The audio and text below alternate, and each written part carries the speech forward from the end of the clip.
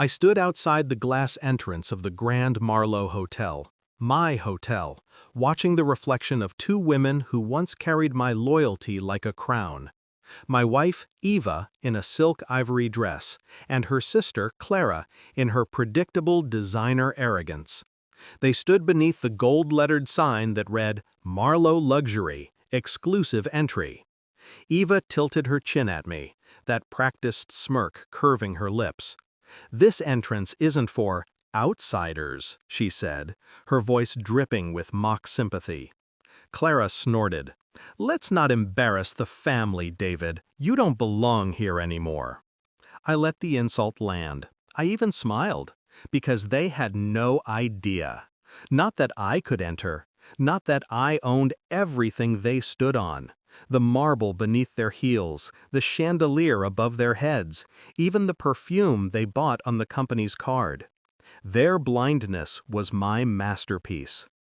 Eva hadn't always been this cruel. When we met, she was ambitious, sharp, magnetic. I was a quiet architect with blueprints and big dreams. She believed in me, at least that's what I thought. We built together a marriage, a business, a life that looked golden from the outside. But success has a way of revealing greed like heat brings cracks to porcelain. When I first saw the bank transfers, hidden through her family consultancy firm, I didn't believe it. Then came the private dinners with investors I'd introduced, the subtle power shifts in board meetings, the way she started finishing my sentences in public, taking credit for the design concepts I'd spent nights perfecting. I brushed it off. Love does that. It blinds you. But love can be retrained. It can learn to see clearly again. The final fracture came 2 years ago. I walked into our home early from a conference, briefcase still in hand. Eva's voice floated from the living room. She was on speakerphone. Clara's laughter cut through it. "He still thinks he's the genius," Clara said. "Meanwhile, we're running his empire." Eva chuckled softly. "Once the transfer of holdings is complete, he'll be a figurehead. Let him think he's important. It's easier that way." Something inside me shifted, cleanly, silently, like a blade pulled from its sheath. That was the moment I stopped being her husband. I became her shadow. I didn't confront her. That would have been mercy. Instead, I studied her. Every lie, every deal, every shell company she moved money through. I hired auditors, lawyers, digital forensics experts, people who owed me favors. It took 18 months to untangle the web she thought was untraceable.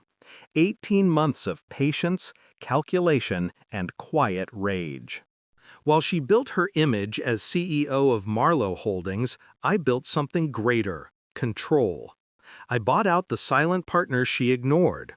I transferred stock options through subsidiaries she'd never heard of. I replaced her name with mine in every corporate clause that mattered. By the time she thought she'd cornered me financially, I already owned 87% of the empire she flaunted. She was performing on my stage, wearing my crown, laughing under my lights, and I let her. Today was opening night. The Grand Marlowe Hotel, a symbol of her success, a building she told every reporter was her vision come true. I'd kept my distance during construction, watched from afar as she walked through my blueprints. I'd even let her cut the ceremonial ribbon in front of the cameras last month. But today was the shareholders' summit, the day the true ownership would be announced.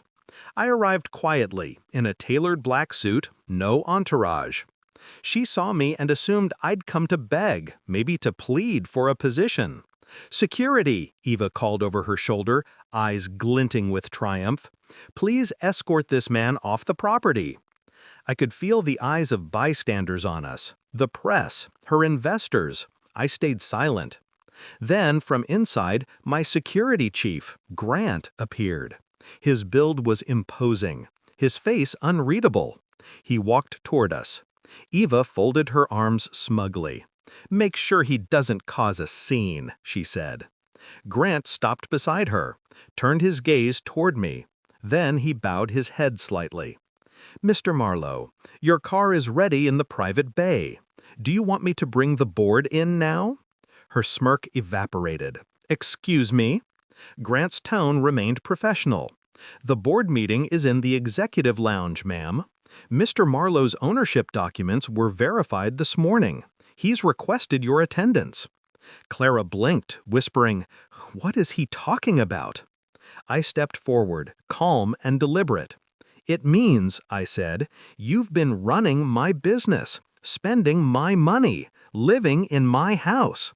And as of this morning, both of you are officially removed from all corporate access." Eva's face went pale. I handed her a single sheet of paper. "This is your termination notice, effective immediately. The accounts you've been hiding funds in? Frozen. The apartment lease? Canceled. You'll find your things boxed and sent to your sister's address." Clara's voice cracked. "You can't do this." I met her eyes, steady. "You both taught me something valuable. Family blindness costs dearly. I just made sure it didn't cost me anymore." The fallout was poetic. Eva tried to fight it, of course. Lawyers, appeals, tears. But the paperwork was airtight. Every signature, every transaction traced back to her own deceit.